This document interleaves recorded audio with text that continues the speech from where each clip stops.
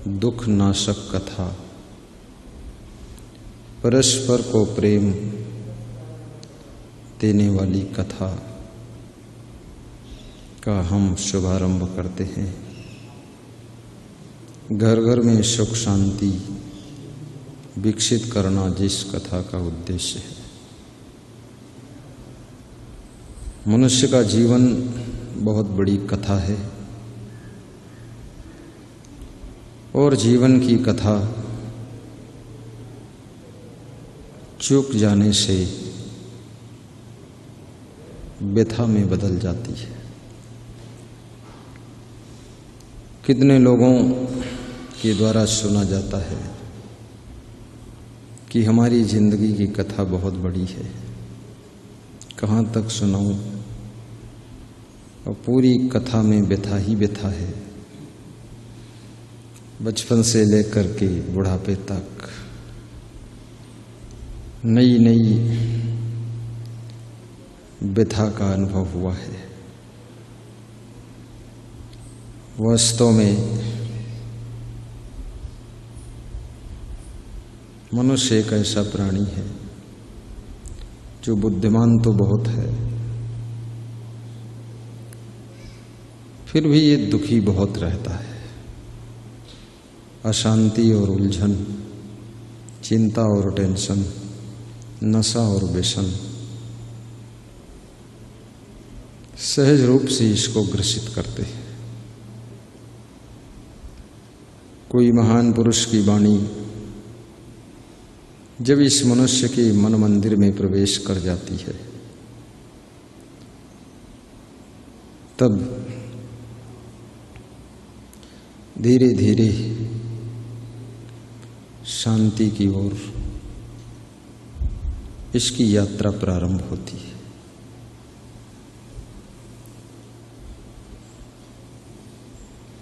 धर्म और भक्ति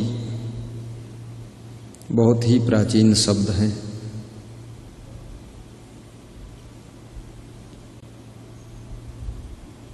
विभिन्न लोग नाना प्रकार से धर्म और भक्ति की व्याख्या करते हैं।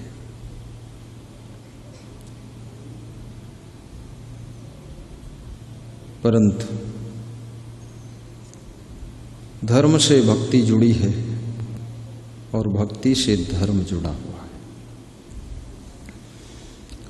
धर्म यदि पुत्र के समान है तो भक्ति पुत्री के समान है। और जिसके जीवन में धर्म रूपी पुत्र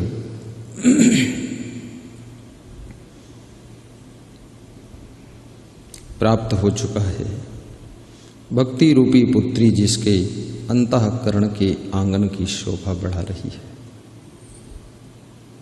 उसका संपूर्ण जीवन, उसका घर, उसका निवास स्थान काशी क्षेत्र जैसा पवित्र हो जाता है। काशी क्षेत्रम निवासस्य जाह्नवी चरणोदकम। और सद्गुरु विशाल देव कहते हैं, धर्म करने से सुख की प्राप्ति होती है और पुनः मनुष्य का जन्म भी मिलता है। और पुनः जो जन्म मिलता है वहां भी सुख भोगने को मिलता है। कितने मनुष्यों को देखा होगा आपने, जन्म से दुख भोग रहे हैं। इस संसार में कोई अभी नया कर्म भी नहीं किया है,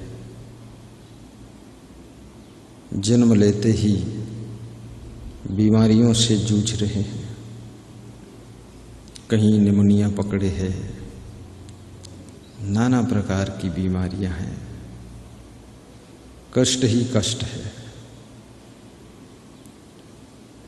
विशेष गरीब घर में जन्म हुआ है, बहुत ज़्यादा असुविधाओं में बचपन बीत रहा है।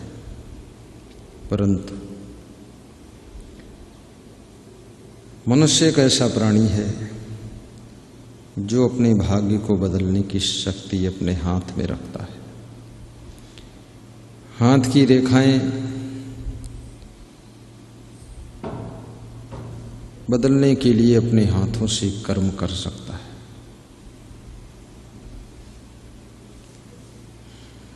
मनुष्य अपने हाथ की रेखाओं को भी ज्योतिषी को दिखाता रहता है, हस्तरेखा, कि देखो हमारे हाथ में क्या है। ज्योतिषी देखता है, थोड़ा मुस्करा देता है। कभी ज्योतिषी थोड़ा गंभीर चेहरा बनाकर देखता है। हाथ दिखाने वाला चिंता में पड़ जाता है कि मेरे हाथ की रेखा देखकर ज्योतिषी इतना गंभीरता में क्यों डूब गया। कोई बहुत गंभीर बात है, डर लग जाता है।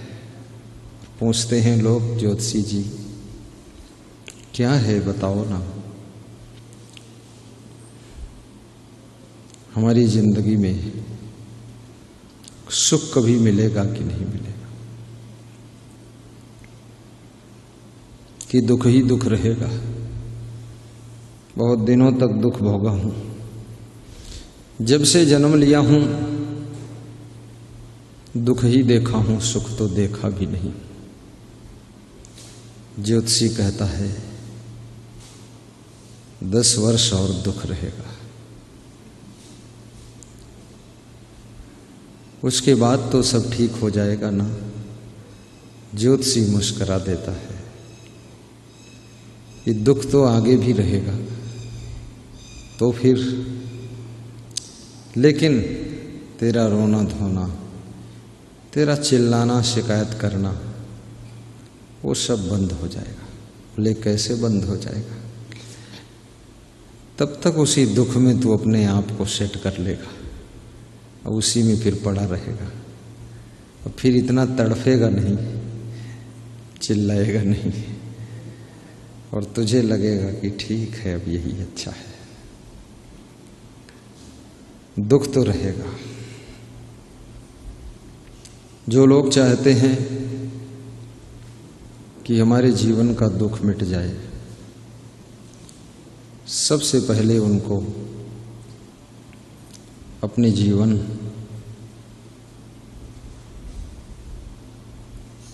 में मन की मलिनता को दूर करना पड़ेगा, स्वभाव सुधारना पड़ेगा, चरित्र को संभाल कर रखना पड़ेगा,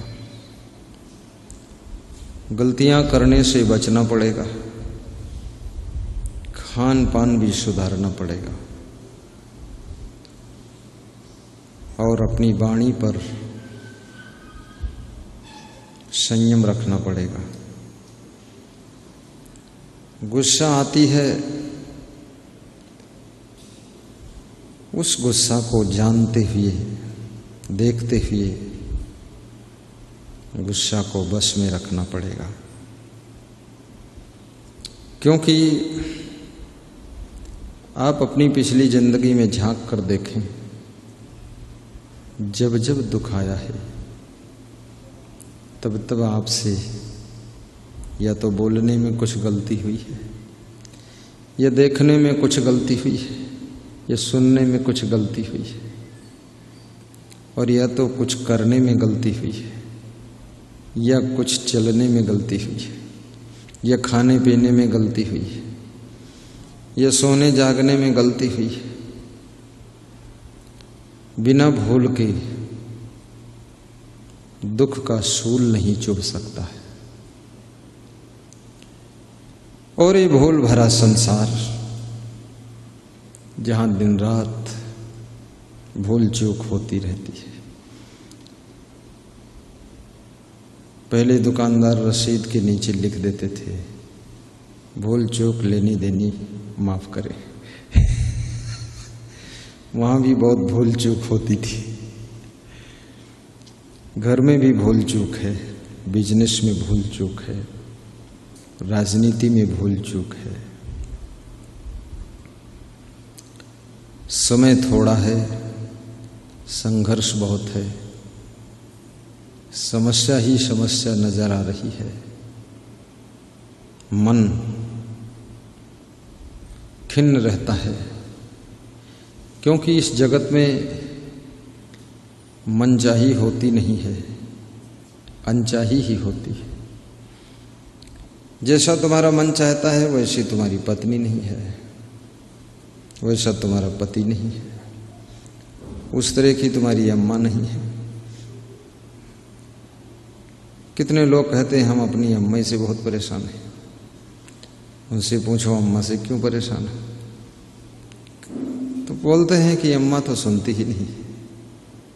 तो बहरी हैं क्या? बहरी नहीं है, सबकी बात सुनती। हम लोग जो कहते हैं वो मानती नहीं, बड़ी जिद्दोजहद करती है। और अम्मा से पूछो तुम्हारा क्या हाल, तो अम्मा हाल मुख से तो नहीं बताती। इतना पूछते ही कहाँ हाल है, क्या हाल चाल है, क्या समाचार है, बस वो रोने लग जाती है कि कुछ पूछो मत। समाचार इतना लंबा चौड़ा है, हालचाल इतना गंभीर है कि हम कह भी नहीं सकते। सब लड़का बिगड़ गई, सब बहुएं बिगड़ गई, सब नाती पोता बिगड़ गए। अब पोती तो ऐसी हैं जो सब लीप पोती बराबर कर दी। और हमारी बात कोई सुनते नहीं, हमका तो सब घर भर पागल कहते और कहते हैं ये बुढ़िया जब तक मरी ना तब तक छुट्टी न मिली। और मैं बुढ़िया हूँ, मैं मर जाऊंगी तो कहने वाले स्वयं बुढ़िया बुढ़वा हो जाएंगे।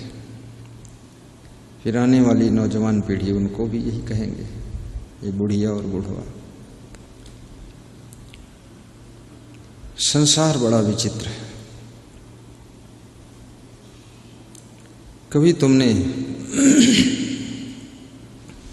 बैठने उठने में गलती किया है, जिनसे दोस्ती नहीं करना चाहिए था उनसे दोस्ती किया है, उनसे गलवहियां डाली, उनसे हाथ मिलाया है, जिनके हाथ बड़े खतरनाक थे, जिसके परिणाम स्वरूप तुम बहुत दुख पाते हो। मित्रता भी सोच समझकर कीजिए और शत्रुता डबल सोच समझकर कीजिए। कहते हैं मित्रता और शत्रुता बराबर में ठीक रहती है, लेकिन इस बात को हम नहीं मानते। सुदामा गरीब थे, कृष्ण भगवान अमीर थे, लेकिन मित्रता थी। मित्रता के लिए सुदामा क्या किसी गरीब को ढूंढेंगे कि मेरे जैसा मिले? भगवान कृष्ण क्या ढूंढेंगे हमारे जैसा मिले? जैसा मिलेगा। मित्रता समान में होती है, मतलब दोनों के अंदर प्रेम समान होना चाहिए। उसे दोस्त कहते हैं। जहाँ दो विचार अस्त हो जाते हैं, दो प्रकार की सोच अस्त हो जाती, समाप्त हो जाती है, वहीं दोस्त का जन्म हो जाता है। लेकिन किस तरह की सोच है दोनों की? नक्सलाइट भी दोस्त होते हैं, आतंकवादी दोस्त होते हैं, भगत भी दोस्त होते हैं, भक्तिन भी दोस्त होते हैं। दोस्त भी कई टाइप के हैं। अगर कृष्ण सुदामा जैसी दोस्ती है, वो दोस्ती भी तुमको ऊपर उठाएगी, महान बनाएगी, तुम्हें गरीब से अमीर बना देगी, संपन्न बना देगी। परंतु दुर्योधन और कर्ण जैसी दोस्ती यदि है, दोनों दोस्तों का विनाश कर देगी। दोस्त के पास सद्बुद्धि होना चाहिए। जिस समय तुम्हारा मन गलत राह पर जाने लग जाए, तुम्हारे पैर गलत पथ पर आगे बढ़ने लग जाए, तुम्हारी सोच गलत होने लग जाए, दोस्त वही है जो तुम्हें कंट्रोल करता है, ब्रेक लगाता है, तुम्हें थाम लेता है कि बस बहुत हो गया, रुक जाओ महाराज, ऐसा गलत काम क्यों करते हो। दोस्त वही है जो गलतियों के लिए तुमको डांटता भी है, अच्छाइयों के लिए धन्यवाद भी देता है, दुख में हाथ बटा लेता है और अपने सुख को बांट देता है, और पाप कर्मों से तुमको हटा लेता है, पुण्य के कर्मों में तुमको सम्मिलित कर देता है और कहता है जिंदगी सुधारो अन्यथा साथ छूट सकता है। दोस्ती खुट हो सकती, खत्म हो सकती है, और उनकी दोस्ती भी खुट कर दीजिए जो दिन भर में 100 झूठ बोल बोल कर चाय पीते, झूठे लोग, फालतू बातें करने वाले लोग, कपटी लोग, छली और षड्यंत्रकारी लोग, जो अपने माँ बाप के साथ में भी झूठ बोलते हैं, पत्नी से भी झूठ, पति से भी झूठ, घर में भी झूठ, बाहर भी झूठ, मायके में भी छल, ससुराल में छल, सांस भी लेते हैं तो भी मन में कुछ न कुछ चालाकी रहती है। ऐसे लोग तुम्हारा बहुत बड़ा नुकसान करेंगे। कर्ण भी शराब पी लेता था, दुर्योधन भी शराब पीता था, और दोनों मित्र झूम शराबी झूम बड़ी मस्ती लेते थे।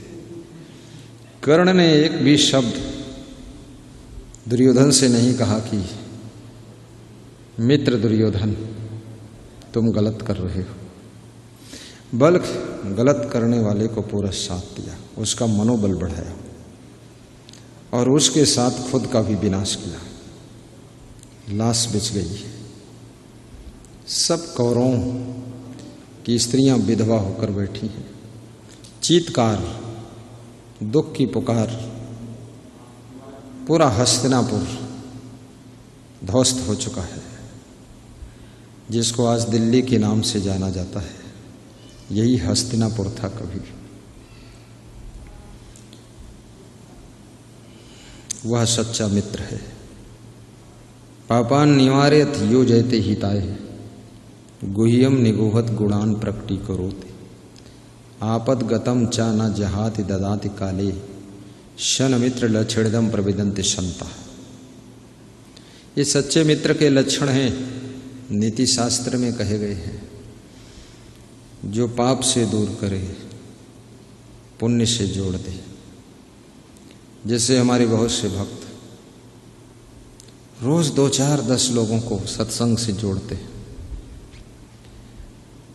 मॉर्निंग वॉक करने के लिए जब जाते हैं, जेब में मोबाइल बज रहा है, गुरुदेव का प्रवचन हो रहा है, 2, 4 मिलने वाले साथ में चल रहे हैं, वो प्रवचन सुन रहे हैं और ये भी कह रहे हैं तुम तो पूरा इनके पीछे पड़ी गए महात्मा जी के, जब देखो तो प्रवचन ही सुनते। धीरे धीरे सुनते सुनते उनका भी मॉडिफिकेशन हुआ, उनका भी दिशा परिवर्तन हुआ, वो भी जुड़ गए। वह मित्र वास्तव में मित्र है जो आपको भटकने से बचा ले, फिसलने से बचा ले, गिरने से बचा ले और डूबने से बचा ले, अपमान से बचा ले, गलतियों से बचा ले, डांट कर बचा ले, समझा कर बचा ले, प्रेम करके बचा ले, जैसे बचा ले, कैसे बचा ले, लेकिन बचा ले, उसे ही सच्चा मित्र कहते हैं। जो पाप के कुएं में आपको गिरने न दे, वो सच्चा मित्र होता है। और जिसकी संगत से आप पुण्य को छोड़ने लग जाएं, भक्ति छोड़ने लग जाएं, सत्संग से दूर होने लग जाएं, तुम्हारे अंदर भ्रम पैदा कर दे, समझ लेना वो मित्र नहीं है, वो शत्रु है। आपके घर में आपकी पत्नी भी कभी कभी मित्र का काम करती है। अच्छे विचारों में जिसका योगदान है वो मित्र है। मित्रता का अर्थ नहीं कि लिपटना, चिपटना, झपटना, ये मित्रता का अर्थ नहीं। आजकल लोगों की मित्रता बड़ी अजीब है। किस किस तरह के लोग फ्रेंड बनते हैं, एक दूसरे का मुंह चाटते रहते हैं। ये कुत्ते हैं कि आदमी? अजीब तरफ की मित्रता है इनकी।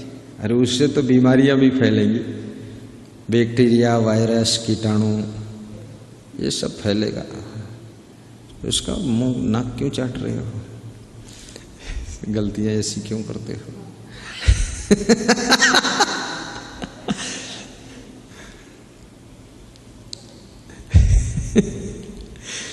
पापा निवार्यति योजयते हिताय। योजयते हिताय, योजयते मतलब योजना, हिताय माने हित, कल्याण, योजना मतलब कार्य, जो कल्याण के कार्यों में हमको लगा दे, भक्ति में जोड़ दे, गुरु के दर्शन के लिए ले जाए। साथ रहते रहते बोलना शुरू करे, चलो तुमको भी गुरु जी का दर्शन कराएंगे, और गुरु के पास जाकर बिठाए, प्रवचन सुनवाए। समझ लेना ये साधारण मित्र नहीं है, ये कृष्ण भगवान जैसा सखा तुमको मिल गया है, ये सुदामा जैसी दोस्ती बढ़ने वाली है। कोई संदीपन गुरु की